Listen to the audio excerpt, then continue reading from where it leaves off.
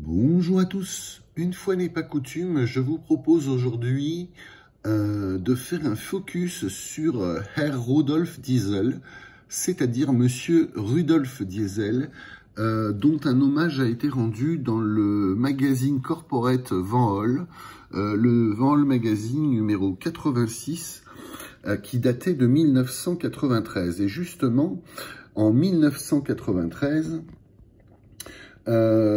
voici 100 ans, le 23 février 1893, l'ingénieur allemand Rudolf Diesel déposait un brevet de moteur à combustion qui, depuis lors, porte son nom, l'occasion d'un bref retour en arrière.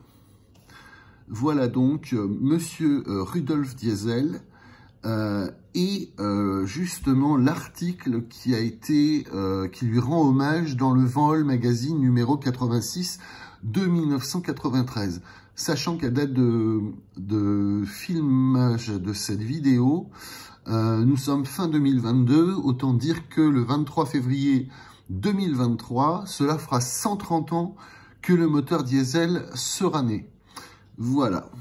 Lorsque Rudolf Diesel entendit en 1878 le professeur Linde parler de la transformation de la chaleur en froid, il écrivit la note suivante: étudier s'il est possible de réaliser l'isotherme d'une façon pratique, mais cette fois de la chaleur en travail mécanique. Après 15 ans de calcul et d'études, il put enfin démontrer qu'il était possible de comprimer l'air ou le gaz présent dans un cylindre, de sorte que la température créée dépasse de loin la température d'allumage du carburant utilisé. C'était la phrase clé de son brevet. C'est la firme allemande bavaroise Vereinigte Maschinenfabrik Augsburg, l'actuelle MAN, qui offrit à Diesel l'occasion de mettre son invention en pratique. En 1897, ses efforts et sa patience furent enfin récompensés. Le moteur monocylindre de Diesel était alimenté au gaz de houille, développait une puissance de 20 chevaux et atteignait un rendement de 26,2%. D'une hauteur de 3 mètres, il pesait 4500 kg. Ce n'est qu'en 1923, 10 ans après sa mort, que le moteur diesel fut affecté à la propulsion de véhicules.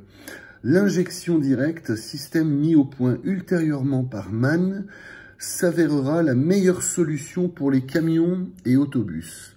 Très inspiré socialement, Diesel élabora dans son livre Solidarismus un modèle de société où l'homme serait libéré de l'exploitation qui caractérisait l'Europe du tournant du siècle. Voilà. Cette époque n'était toutefois pas mûre pour les mutations sociales que Diesel préconisait. L'incompréhension que récoltèrent ses idées, de mauvaises spéculations foncières et l'échec de ses tentatives de perfectionner son moteur poussèrent Rudolf Diesel au suicide en 1913. Ni Diesel, ni ses contemporains ne pouvaient soupçonner que son invention connaîtrait un tel succès un bon demi-siècle plus tard. Ils se doutaient encore moins qu'elle passerait un jour pour une menace pour l'environnement. Dans les années 70, le développement du moteur diesel visait surtout l'économie de carburant et l'accroissement de la longévité des véhicules. Avec une consommation de 0,75 litres pour 100 km passagers, l'autocar diesel reste l'un des moyens de transport les plus économiques, tout en étant parfaitement capable de développer 35 chevaux par litre de cylindrée, soit 5 fois plus que les premiers moteurs de véhicules. Les chauffeurs ayant 1 million de kilomètres derrière eux ne sont plus médaillés depuis belle lurette. Ces dernières années, les recherches s'orientent surtout vers la mise au point d'un moteur diesel plus propre afin de respecter les normes d'émissions européennes Euro 1 et Euro 2, quelques progrès récents, intercouleur turbo, éléments en céramique, filtre à suie et catalyseur d'oxydation combinés à un carburant pauvre en soufre. Les défis sont légion et tous les constructeurs de moteurs, même s'ils expérimentent de nouveaux carburants, s'accordent à dire que le moteur diesel a encore de belles années devant lui. Voilà donc un article de 1993 paru dans le Van Holl Magazine numéro 86. Voilà, sachant que quelques années plus tard, Van Holl fêtera le 8 millième moteur MAN donc fourni par MAN à Van Holl pour la fabrication de ses autobus et autocars, pour la motorisation donc de ces autobus et autocars. Voilà donc un hommage de l'inventeur, de l'ingénieur, du génie de Rudolf Diesel, de Herr Rudolf Diesel, Monsieur Rudolf Diesel. Voilà, et de son invention du moteur diesel. Voilà, alors maintenant, on a effectivement noté que la création de ce moteur était à la fin du 19e siècle. Alors moi, je vais faire un parallèle avec un constructeur français d'autocars et d'autobus et de camions qui s'appelle Automobile Marius Berlier, dont voici le fondateur Marius Berlier, voilà. Et il se trouve que son fils a témoigné dans un documentaire télévisé produit par France 3 Rhône-Alpes-Auvergne.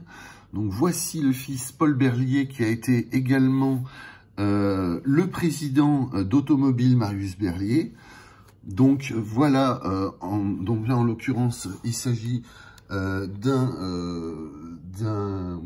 journal d'information qui date de 1974 où effectivement on voit l'évolution du logotype de la société Automobile Marius Berlier. Je vais donc vous montrer le DVD, en l'occurrence, que vous pouvez vous procurer soit à la Fondation Berlier, soit directement, je pense, auprès d'une boutique en ligne de France 3. Sachez simplement que quand Paul Berlier a parlé du moteur diesel, puisque Paul Berlier, enfin en tout cas Automobile Marius Berlier, a décidé d'équiper ses camions et ses autocars et autobus avec un moteur diesel à partir de 1930.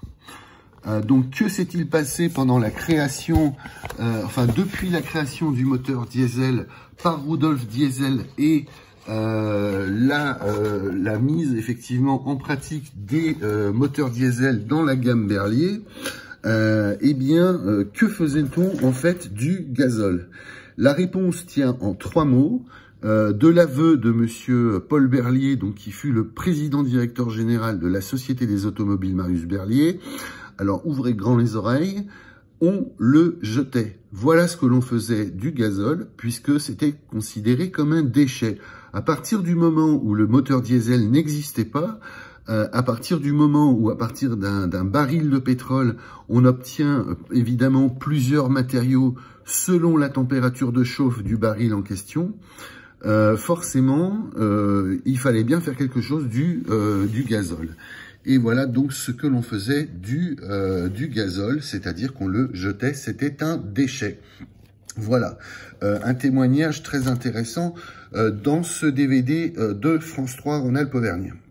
Voilà donc l'histoire de l'illustre personnage qui était l'inventeur, le génie, l'ingénieur Rudolf Diesel.